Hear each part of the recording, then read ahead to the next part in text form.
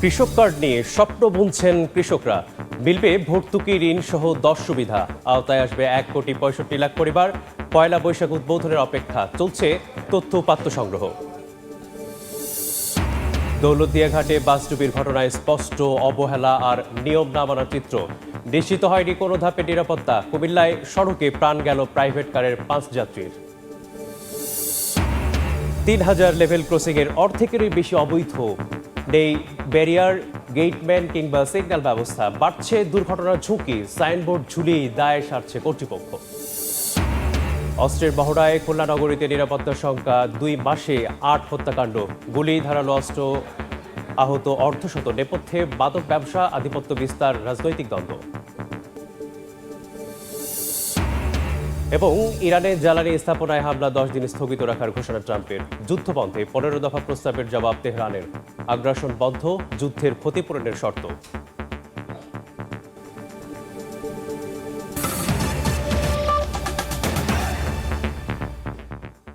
সময় সংবাদের সঙ্গে আছি আমি মেসবাহুল আলিফ। বিএনপি সরকারের প্রতিশ্রুত কৃষক কার্ড নিয়ে স্বপ্ন বুনছেন কৃষকরা। যে কার্ডের আওতায় দেশের 1,65,00,000 কৃষক পরিবার প্রাথমিকভাবে পাবেন ভর্তুকি, ঋণ, ন্যায্য মূল্যে উপকরণ ও সেচ সুবিধা সহ 10 ধরনের সুবিধা। কৃষি অর্থনীতিবিদরা বলছেন, স্বচ্ছতা ও জবাবদিহির মাধ্যমে কর্মসূচি বাস্তবায়ন হলে বাড়বে কৃষি পণ্যের উৎপাদন। খাদ্যে স্বনির্ভর করার পাশাপাশি খুলে দেবে রপ্তানির পথ। ফরহাদুর রহমানের রিপোর্ট, ছবি তুলেছেন ওমর ফারুক।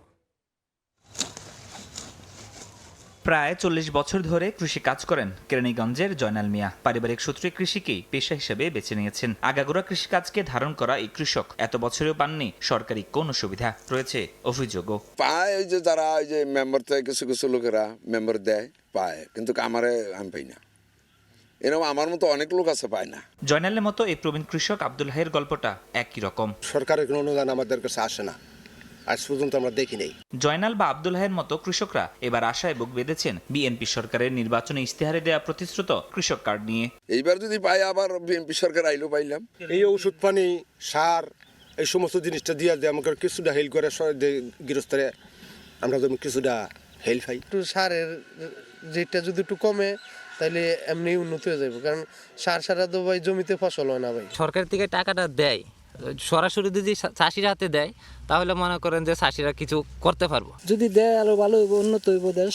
কৃষি খাতে সরকারি ভর্তুকি, ঋণ ও প্রণোদনার মতো সুবিধা কৃষকের কাছে সহজে পৌঁছে দিতে আসছে পহেলা বৈশাখ কৃষক কার্ড বিতরণের উদ্বোধন করবেন প্রধানমন্ত্রী তারেক রহমান। কর্মসূচির আওতায় আসবে দেশের 1,65,00,000 কৃষক। প্রাথমিকভাবে কৃষক কার্ড বিতরণে ব্যয় ধরা হয়েছে 4 বছরে 681 কোটি টাকা। কৃষি সম্প্রসারণ অধিদপ্তরের তথ্য অনুযায়ী ন্যায্য মূল্যে কৃষি উপকরণ, সরকারি ভর্তুকি, প্রণোদনা, ন্যায্য মূল্যে সেচ সুবিধা সহ কার্ডের আওতায় প্রাথমিকভাবে 10 ধরনের সুবিধা পাবেন কৃষক। দেশের 10টি উপজেলার 10টি কৃষি ব্লকে পরীক্ষামূলকভাবে তথ্যপদ্য সংগ্রহের কাজ চলছে। কৃষকের আয়, জমির মালিকানা ও আর্থিক অবস্থা বিবেচনায় নিয়ে 5 শ্রেণীতে অন্তর্ভুক্ত করা হবে তাদের। ছোট কৃষক। কৃষি অর্থনীতিবিদরা বলছেন, সঠিকভাবে এই কার্ড বিতরণ হলে বাড়বে খাদ্যসহ কৃষি পণ্যের উৎপাদনশীলতা, যা স্বনির্ভর করার পাশাপাশি সুগম করবে রফতানির পথ। এটা যদি হয় তাহলে কৃষকের উৎপাদনের ক্ষেত্রে যে প্রতিবন্ধকতা, সেই প্রতিবন্ধকতা দূর হবে বলে আমরা আশা করি, এবং তাতে করে খাদ্যের উৎপাদন বৃদ্ধি পাবে, এবং খাদ্য উৎপাদন যদি বৃদ্ধি পায় একদিকে যেমন আমরা খাদ্যের স্বয়ম্বর হব, ঠিক অন্যভাবে আমরা বিদেশ থেকে যে আমদানি, বিপুল পরিমাণ কৃষিপণ্য আমদানি করতে হয়, সেই আমদানিটা আর করতে হবে না। খাদ্য নিরাপত্তার জন্য কৃষক কার্ড খুবই উপযোগী। কৃষকদের ডিজিটাল ডেটাবেজ, স্বচ্ছ যাচাই বাছাই প্রক্রিয়া, কঠোর তদারকি এবং ভর্তুকি বিতরণে জবাবদিহি নিশ্চিতের পরামর্শও দিচ্ছেন বিশ্লেষকরা। দেশের কৃষি খাতে নতুন এক সম্ভাবনার দুয়ার খুলতে যাচ্ছে বিএনপি সরকারের প্রতিশ্রুত কৃষক কার্ড। বিশেষজ্ঞরা বলছেন, এই উদ্যোগ সঠিকভাবে বাস্তবায়ন করা গেলে এ সকল কৃষকদের মর্যাদা বাড়ার পাশাপাশি কৃষি হয়ে উঠবে প্রযুক্তি নির্ভর ও লাভজনক। সব মিলে কৃষক কার্ড কৃষির আধুনিকায়ন ও খাদ্য ও নিরাপত্তার অগ্রগতির পথে নতুন নাম হতে যাচ্ছে। ফরহাদুর রহমান, সময় সংবাদ, কেরানীগঞ্জ, ঢাকা। রাজবাড়ীর দৌলতদিয়া ঘাটে বাস ডুবির ঘটনায় এখনও নিখোঁজ রয়েছেন অনেকে। তৃতীয় দিনের মতো নদীতে উদ্ধার অভিযান চালাচ্ছে ফায়ার সার্ভিস। এ নিয়ে বিস্তারিত জানাতে এই মুহূর্তে সেখানে আছেন রিপোর্টার আশিকুর রহমান। সরাসরি যুক্ত হব তার সাথে। আশিক, দৌলতদিয়ার 3 নম্বর ফেরিঘাটে এই বাস ডুবির ঘটনার 40 ঘন্টা পেরিয়ে গেছে। ফায়ার সার্ভিস এবং নৌবাহিনী, কোস্টগার্ডের মোট 3টি ডুবুরি দল এখানে এসে সকাল 8:15 থেকে কাজ শুরু করেছে। তারা মনে করছেন যেহেতু 40 ঘন্টা পেরিয়ে গেছে সেহেতু এখনও পর্যন্ত এখানে কোনো মরদেহ আর নেই, সে কারণে তারা স্পিডবোট নিয়ে নদীতে অভিযান চালাচ্ছে। দফায় দফায় আমরা দেখেছি তারা এই যে কিছুক্ষণ আগেই নদীতে স্পিডবোট নিয়ে কয়েকটি দলে বিভক্ত হয়ে তারা অভিযান চালাচ্ছে, অর্থাৎ তারা দেখছেন যে ভাসমান কোনো লাশ নদীতে আছে কিনা। তারা নদীতে গিয়ে মাইকিং করছেন, অর্থাৎ নদীতে যারা জীবিকা নির্বাহ করে জেলেরা আছেন বা অন্যান্য যারা নদী কেন্দ্রিক আছেন বা নদীর তীরবর্তী আছেন তাদেরকে মাইকিং করে জানানোর চেষ্টা করা হচ্ছে যে যদি কোনো ভাসমান মরদেহ দেখতে পাওয়া যায় তাৎক্ষণিক যেন তাদেরকে খবর দেওয়া হয় এবং তারা যাতে তাৎক্ষণিক গিয়ে উদ্ধার করে নিয়ে আসতে পারেন।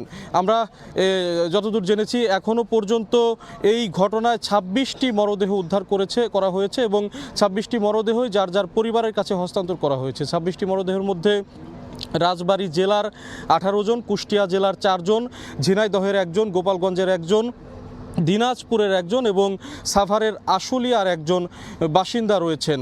তো এখন পর্যন্ত এই যে উদ্ধার কার্যক্রম এখানে চলছে এটি ঠিক কত সময় ধরে চলবে তা এখনও পর্যন্ত নিশ্চিত করে বলা যাচ্ছে না। তবে এখানে যে নিখোঁজের সংখ্যা, এই সংখ্যাটিও কিন্তু পরিসংখ্যাটি কিন্তু এখনও আমরা নিশ্চিত নই, কারণ আমরা এখানে সকাল থেকেই আছি। কোনো স্বজন যে এখানে এসে আহাজারি করবে বা তার দাবি করবে যে তার স্বজন নিখোঁজ আছে এমন কাউকে আমরা দেখতে পাইনি। ফায়ার সার্ভিস যেটি বলছে একজন নারী মুক্তা নাম, রাজবাড়ির বালিয়াকান্দি, শুধুমাত্র তিনি জানিয়েছেন তার ভাই রিপন সে নিখোঁজ থাকতে পারে এবং সেই রিপন নিখোঁজের মূলত একটি ভিত্তি, সেই ভিত্তি নিয়েই এখানে এই অভিযানটি পরিচালনা করা হচ্ছে। বাদবাকি কোনো মরদেহ যদি থেকে থাকে তাহলে সেগুলো উদ্ধার করা হবে। তো এই ছিল আমার কাছে এই উদ্ধার অভিযানের সবশেষ খবর। যুক্ত ছিলাম দৌলতদিয়া ফেরিঘাট থেকে।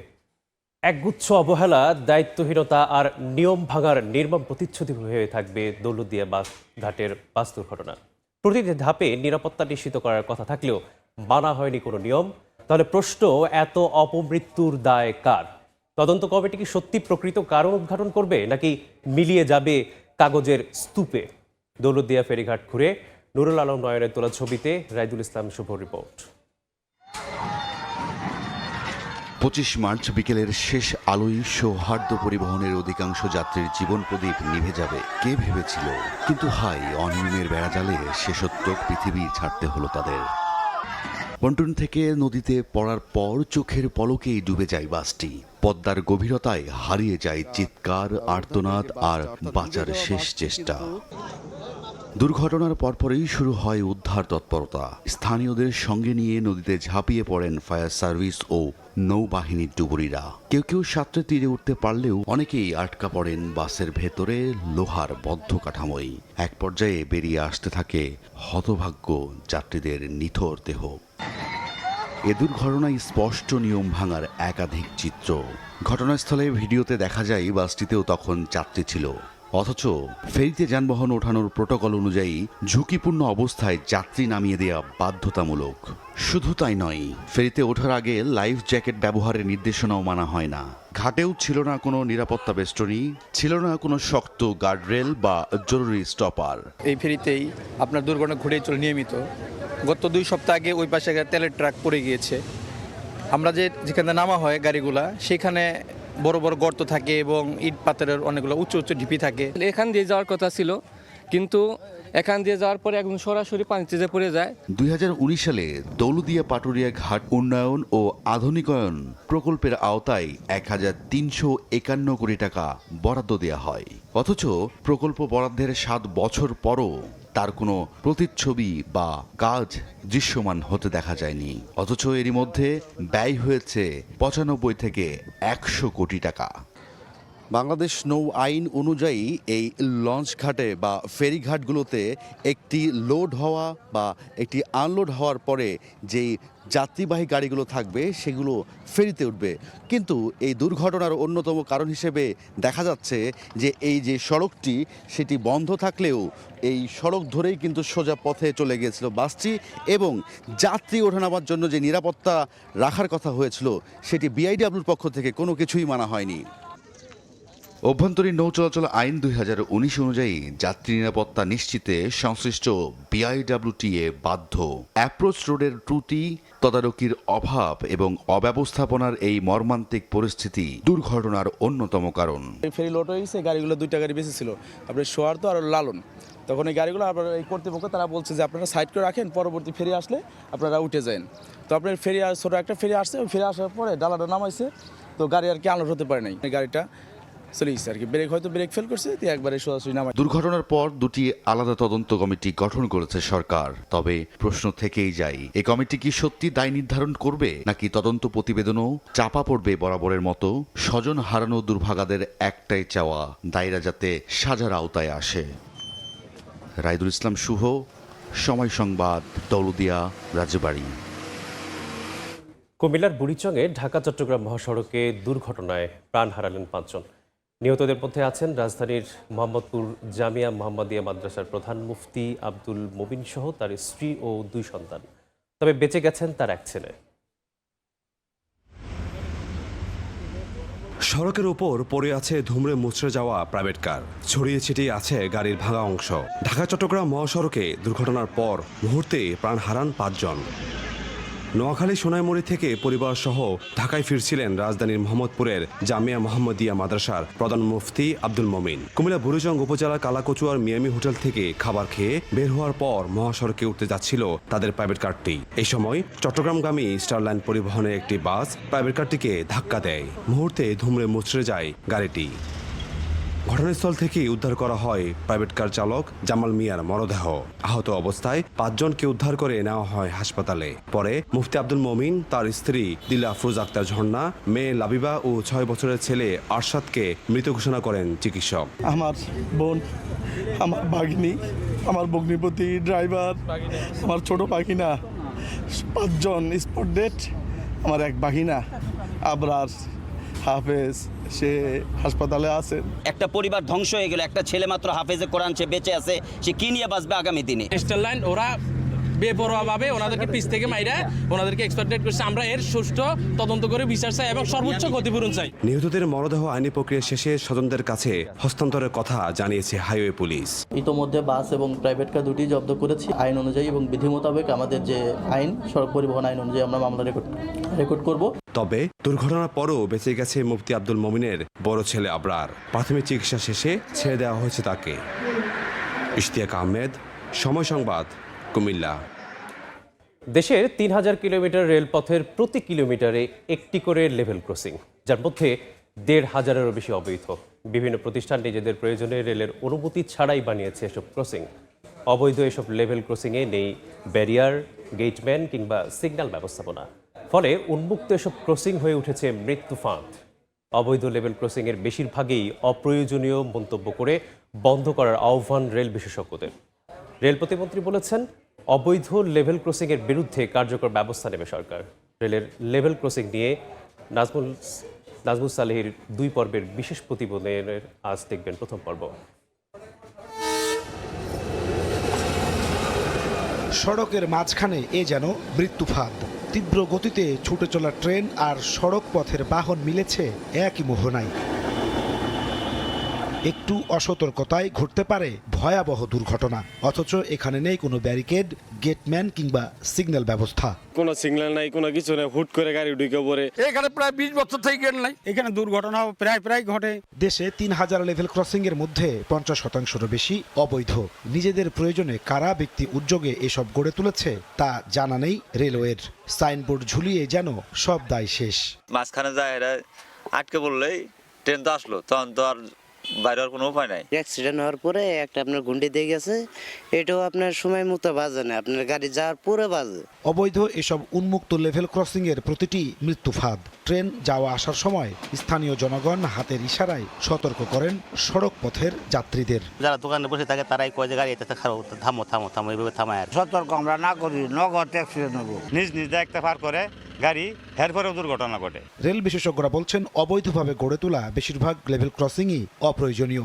এসবের কারণে গতি কমছে ট্রেনের, বাড়ছে দুর্ঘটনা। তাই এগুলো দ্রুত বন্ধের পরামর্শ তাদের। যেখানে যানবাহনের ফ্রিকোয়েন্সি একেবারেই কম, জরিপ করে সেটা যদি অপ্রয়োজনীয় মনে হয় তাহলে আমি মনে করি এসব বন্ধ করে দেওয়া উচিত, কারণ ঝুঁকি নিয়ে চলা মানেই যে কোনো সময় দুর্ঘটনা হতে পারে। রেল প্রতিমন্ত্রী বলছেন শিগগিরই এ কাজের উদ্যোগ নেওয়া হবে। ওই রেল ক্রসিংগুলিকে সক্ষমতা আনতে হবে যাতায়াতের জন্য, অথবা এগুলিকে বন্ধ করে দিতে হবে, এবং সেই কাজটি করার জন্য আমরা রেল কর্তৃপক্ষকে বলেছি।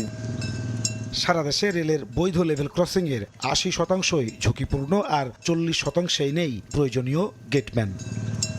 এটি রেলের একটি বৈধ লেভেল ক্রসিং। এখানে গেটম্যান থাকলেও নেই গাড়ি আটকানোর জন্য কোনো রকমের ব্যারিকেড, ফলে এরকম সামান্য দড়ি দিয়ে চলছে যাত্রী পারাপারের কাজ। যোগাযোগ বিশেষজ্ঞরা বলছেন, যদি সারা দেশের লেভেল ক্রসিংগুলোকে আধুনিকায়ন করা না যায় অথবা বন্ধ করে দেওয়া না যায় অবৈধ লেভেল ক্রসিংগুলো, তাহলে প্রতিনিয়ত বাড়বে দুর্ঘটনা, বাড়বে মৃত্যু। নাজমুস সালেহী, সময় সংবাদ, টঙ্গী, গাজীপুর। ছুটির দিনেও দীর্ঘ সময় ও লম্বা লাইনে অপেক্ষা করে জ্বালানি তেল নিচ্ছেন যানবাহন চালকরা। এই মুহূর্তে রাজধানীর বিজয় সরণি এলাকায় আছেন সহকর্মী ফরহাদুর রহমান। সরাসরি যাচ্ছি তার কাছে। ফরহাদ, দেশে জ্বালানি সরবরাহ সংকট শুরু হওয়ার পর থেকে যে সকল পাম্প অনবরত তেল দিয়ে যাচ্ছিলেন, যাদের সেই সক্ষমতা ছিল, তাদের কাছেও এখন যেটি দেখা যাচ্ছে সংকট তৈরি হয়েছে। যেমনটি আমরা আছি তেজগাঁওয়ের এই ট্রাস্ট ফিলিং স্টেশনে। এই ফিলিং স্টেশনে এবার আজকে প্রথমবারের মতন তেল সরবরাহ বন্ধ হয়ে গেছে। অর্থাৎ অন্যান্য পাম্পের যে অবস্থা, আজকে এই পাম্পের একই রকম অবস্থা, এবং দীর্ঘ সময় অপেক্ষা করে মানুষজন, অর্থাৎ যানবাহন চালকরা, বিশেষ করে মোটরসাইকেল, প্রাইভেট কারের চালকরা এই পাম্পের থেকে তেল সংগ্রহ করতে পারছেন না। এখানকার যারা কর্মচারী আছেন, যারা পাম্প কর্তৃপক্ষ আছেন, তাদের সাথে আমরা কথা বলেছি। তারা বলছেন গতকালকে রাত থেকে তাদের কাছে থাকা মজুদ শেষ হয়ে গেছে, এবং সেটি শেষ হওয়ার পর থেকে তারা আর কাউকেই দিতে পারছেন না, এবং তার প্রভাব কিন্তু আমরা দেখতে পাচ্ছি লম্বা সারিতে। এই সারি যদিও এখানে এই পাম্পের সামনে সচরাচর প্রতিদিনই দেখা যায়, তবে আজকে এটি ভিন্ন, কেননা আজকে আসলে সবাই দাঁড়িয়ে আছেন, কেউ আসলে তেল পাচ্ছেন না। এই যে সংকট, এখানে যারা আসলে অপেক্ষা করছেন তাদের সাথে কথা বলেছি। তারা বলছেন কেউ সকাল 6টা থেকে অপেক্ষা করছেন, কেউ আবার বলছেন যে কালকে রাতে কয়েকবার ঘুরে গেছেন, কেননা কালকে রাত 10টার পর থেকেই এই পাম্পে কিন্তু তেল সরবরাহ বন্ধ রয়েছে। এবং পাম্প মালিকদের সাথে বা কর্তৃপক্ষের সাথে আমরা কথা বলেছি। তারা যেটি বলেছেন, ডিপুতে তাদের যে তেল পরিবহন করে গাড়ি সেটি গেছে, সেটি আশা সাপেক্ষে তারা আসলে তেল সরবরাহ করতে পারবেন, সেটি দুপুর পার হয়ে যেতে পারে বলে তারা আমাদেরকে জানিয়েছেন। আর এখানকার যারা চালক আছেন তারা তাদের ভোগান্তির কথা বলেছেন। অনেকেই আসলে রাইড শেয়ারিংয়ে তারা বাইক চালান, অনেকেই গাড়ি নিয়ে এসেছেন, পারিবারিক কাজে ব্যবহার করেন অথবা অফিসিয়াল কাজে। যেহেতু আজকে ছুটির দিন, আগামীকালকে বেসরকারি প্রতিষ্ঠানগুলো খোলা থাকে এবং এরপরে সরকারি প্রতিষ্ঠান খোলা। এইসব প্রতিষ্ঠানের সাথে যারা সম্পৃক্ত তারাও আসলে তেল সংগ্রহ করার জন্য আসলে আজকেই ছুটির দিনকে বেছে নিয়েছিলেন। তবে তারা আসলে হতাশ হয়েছেন। সকাল থেকে অনেকেই অপেক্ষা করছেন, কেউ তেল আসলে নিতে পারছে না, কেননা এই পাম্প সহ রাজধানীর বেশিরভাগ, অর্থাৎ অধিকাংশ বলা চলে সব পাম্পে তেল সংগ্রহ চালকরা করতে পারছেন, এবং এই সংকট আস্তে আস্তে সংকটময় পরিস্থিতি তৈরি করছে বলে এখানকার চালকরা আমাদেরকে জানাচ্ছেন। তো এই ছিল আমার কাছে রাজধানীর বিজয় সরণি ট্রাস্ট পাম্প থেকে তেল সরবরাহ, জ্বালানি তেলের সরবরাহ নিয়ে সবশেষ আপডেট। যুক্ত ছিলাম রাজধানীর তেজগাঁও এলাকা থেকে। প্রয়োজনীয় জ্বালানির অভাবে চট্টগ্রাম বন্দর থেকে লাইটার জাহাজের মাধ্যমে দেশের বিভিন্ন অঞ্চলে পণ্য পরিবহন চরম সংকটে পড়তে যাচ্ছে। বেশি সমস্যায় পড়েছে বিদ্যুৎ কেন্দ্রের জন্য আনা কয়লা পরিবহনে যুক্ত লাইটার জাহাজগুলো। প্রতিদিন 3 লাখ লিটার চাহিদার বিপরীতে মিলছে 1 লাখ লিটারেরও কম জ্বালানি। এ অবস্থায় বিদ্যুৎ কেন্দ্রগুলোতেও কয়লা সংকটের কারণে উৎপাদন বিঘ্ন হয়ে লোডশেডিং বাড়ার শঙ্কা দেখা দিয়েছে। শাখাত ত্রিপুর ক্যামেরায় আরও থাকছে কমলদের রিপোর্টে। বাংলাদেশে বর্তমানে সচল কয়লা ভিত্তিক 6টি বিদ্যুৎ কেন্দ্রের মধ্যে শুধুমাত্র মাতার বাড়ি ছাড়া বাকি 5টি কেন্দ্রে লাইটার জাহাজের মাধ্যমে জ্বালানি হিসেবে ব্যবহৃত কয়লা সরবরাহ করা হয়। মাসে যার পরিমাণ অন্তত 8.5 লাখ মেট্রিক টন। আর চট্টগ্রাম বন্দর দিয়ে আমদানি করা এসব কয়লা নৌপথে বিদ্যুৎ কেন্দ্রে পৌঁছাতে 400 থেকে 420টি লাইটার জাহাজের প্রয়োজন। কিন্তু সাম্প্রতিক সময়ে ডিজেলের অভাবে বিদ্যুৎ কেন্দ্রে কয়লা সরবরাহ অনেকটা দুরূহ হয়ে পড়েছে।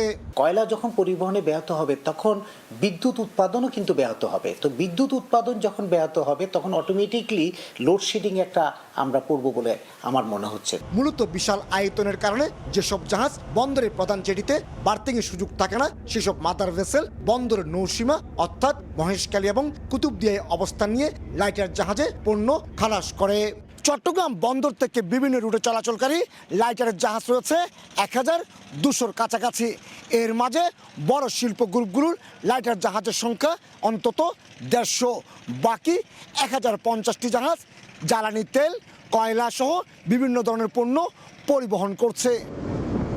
বাংলাদেশের পুরো নৌপথে শুধুমাত্র চট্টগ্রাম, ঢাকা এবং মোংলাই ফ্লোটিং জেটির মাধ্যমে লাইটারের জাহাজে জ্বালানি সরবরাহ করা হয়। এর মধ্যে প্রতিদিনই অন্তত 3 থেকে 4 লাখ লিটার জ্বালানি প্রয়োজন। কিন্তু ডিলারদের কাছ থেকে প্রয়োজনীয় জ্বালানি না পেয়ে সরকারের বিভিন্ন দপ্তরে চিঠিও দেওয়া হয়েছে। প্রতিদিন এভাবে অন্তত 100 লাইটার জাহাজ পণ্য নিয়ে বিভিন্ন গন্তব্যে চলাচল করে। পদ্মা মেঘনা যমুনার ডিলাররা আমাদেরকে বলতেছে ওরা পদ্মা মেঘনা যমুনা থেকে তেল পাচ্ছে না, বিদায় আপনাদেরকে আমরা তেল দিতে পারতেছি না। প্রতিদিন মনে করেন ওয়াটার সেলে যদি আপনার 100 জাত বরাদ্দ হয় 4 লাখ লিটার লাগে, হয়তো সেখানে আপনি 20,000 30,000 পাচ্ছেন। সেটা দিয়ে লোড করে আসে বসে থাকে 3 দিন 4 দিন। জ্বালানি সংকটের কারণে লাইটার জাহাজগুলো বহির্নোঙরে অবস্থানরত মাদার ভেসেলের কাছে পৌঁছাতে না পারলে পণ্য লোড আনলোডে ধীরগতির আশঙ্কা করছে বন্দর কর্তৃপক্ষ। এক্ষেত্রে প্রয়োজনীয় জ্বালানি সরবরাহের অনুরোধ জানিয়ে চিঠি দেওয়া হয়েছে বিপিসিকে। বিপিসি কর্তৃপক্ষকে ইতিমধ্যে জানিয়েছি যাতে লাইটার জাহাজগুলো তাদের যদি কোনো জ্বালানি সংকট থাকে সেটা যেন তাদের চাহিদা অনুযায়ী দ্রুততম সময় তাদেরকে প্রোভাইড করা হয়। চট্টগ্রাম বন্দরে বর্তমানে 96টি জাহাজের অবস্থান রয়েছে। এর মধ্যে বহির্নোঙরে অবস্থানরত 78টি জাহাজের মধ্যে জেনারেল কার্গোবাহী 20টি, খাদ্যপণ্যবাহী 21টি, সিমেন্ট ক্লিংকারবাহী 22টি, চিনিবাহী 4টি এবং 6টি ওয়েল ট্যাঙ্কার রয়েছে। কমল দে, সময় সংবাদ, চট্টগ্রাম। দেখছেন সময় সংবাদ। খেলার খবর। ফিফা প্রীতি ম্যাচে 10 জনের ফ্রান্সের কাছে হেরেছে ব্রাজিল। এমবাপ্পে, হুগো একিতিকে নৈপুণ্যে বোস্টনে 5 বারের চ্যাম্পিয়নদের বিপক্ষে লেস ব্লুদের জয় 2-1 গোলে। বিশ্বকাপের আগে গুরুত্বপূর্ণ ম্যাচে ভিনিসিয়াস, ক্যাসিমিরোদের মতো তারকা ফুটবলারদের এমন পারফরমেন্সে হতাশ কোচ কার্লো অ্যানচেলত্তি। ফক্সবোরোর জিলেট স্টেডিয়ামে Brazil France high voltage match. 2026 বিশ্বকাপের শিরোপার অন্যতম দাবিদার দুই দলের লড়াই উপভোগে স্টেডিয়ামে হাজির 66,000-এরও বেশি দর্শক। আগামী জুনে এই ভেন্যুতেও উন্মাদনা ছড়াবে দলগুলো। তার আগে ব্রাজিল ফ্রান্স ম্যাচের রোমাঞ্চে মেতে উঠতে কানায় কানায় পরিপূর্ণ হয়ে ওঠে গ্যালারি। মাঠে আসা দর্শকদের বেশিরভাগই ছিলেন ব্রাজিলের সমর্থক। তবে জিলেটে আসা দর্শকদের শুরুটায় হতাশ করেছে 5 বারের বিশ্ব চ্যাম্পিয়নরা। ম্যাচের 5 মিনিটে ফ্রান্সের বিপক্ষে এগিয়ে যাওয়ার সুযোগ পেয়েছিল সেলেসাওরা, তবে কাজে লাগাতে পারেননি বার্সেলোনা তারকা রাফিনিয়া। 27 মিনিটে বড় ভুল করে বসেন আর্সেনাল ফরওয়ার্ড গ্যাব্রিয়েল মার্তিনেল্লি। তার শট পোস্ট ঘেঁষে চলে যায়। একের পর এক সুযোগ নষ্ট। অ্যানচেলত্তির কপালে চিন্তার ভাঁজ। সেখানে বজ্রপাতের মতো 32 মিনিটে আঘাত হানেন কিলিয়ান এমবাপ্পে। উসমান দেমবেলের পাশে গোল করেন রিয়াল মাদ্রিদ ফরওয়ার্ড। দেশের হয়ে এটা তার 56তম গোল। তার চেয়ে 1 গোল বেশি নিয়ে ফ্রান্সের হয়ে সবার উপরে আছেন অলিভার জিরু। উজ্জীবিত এমবাপ্পেকে দেখে মনেই হয়নি মাত্রই চোট থেকে ফিরে এসেছেন তিনি। দ্বিতীয়ার্ধে নিজেদের আক্রমণের ধার আরও বাড়ায় ব্রাজিল, তবে ছন্ন ছাড়া আক্রমণ শুধুই হতাশা কুড়িয়েছে। 55 মিনিটে উপেমেকানোর ভুলে 10 জনের দলে পরিণত হয় ফ্রান্স। ওয়েজলিকে ফাউল করে বসেন বায়ার্ন মিউনিক ডিফেন্ডার, তাতেই পান লাল কার্ড। সে সুযোগ কাজে লাগাতে পারেনি ব্রাজিল। উল্টো 65 মিনিটে ফ্রান্সকে 2-0 ব্যবধানে এগিয়ে নেন হুগো একিতিকে। অবশেষে 78 মিনিটে ব্রেমের গোল করে ব্যবধান কমান ব্রাজিলের। বাকি সময়ে একাধিক সুযোগ পেয়েও কোনোটিই কাজে লাগাতে পারেননি ভিনিসিয়াস, চিয়াগোরা। 2-1 গোলের জয় পায় ফ্রান্স। বিশ্বকাপের আগে তারকা ফুটবলারদের এমন পারফরমেন্সে হতাশ কোচ কার্লো অ্যানচেলত্তি। আগামী মঙ্গলবার ক্রোয়েশিয়ার বিপক্ষে আরও একটি ম্যাচ খেলার সুযোগ পাবে ব্রাজিল। সেখানে ছাত্রদের আরও একবার দেখার সুযোগ মিলবে তার। ব্রাজিলের বিপক্ষে বল দখল সহ সব দিক থেকে এগিয়ে থাকা ফ্রান্স তাদের পরবর্তী ম্যাচ খেলবে রোববার কলম্বিয়ার বিপক্ষে। পারভিন আক্তার, সময় সংবাদ। ছিল সকাল 10টার সময় সংবাদে। এরপর এ সময়ের বাণিজ্যের সঙ্গে থাকবেন আমিরুল ইসলাম আলিফ। ধন্যবাদ মেজবা। এ সময়ের বাণিজ্য নিয়ে আসছে কিছুক্ষণ পর। সঙ্গে থাকুন সময়ের।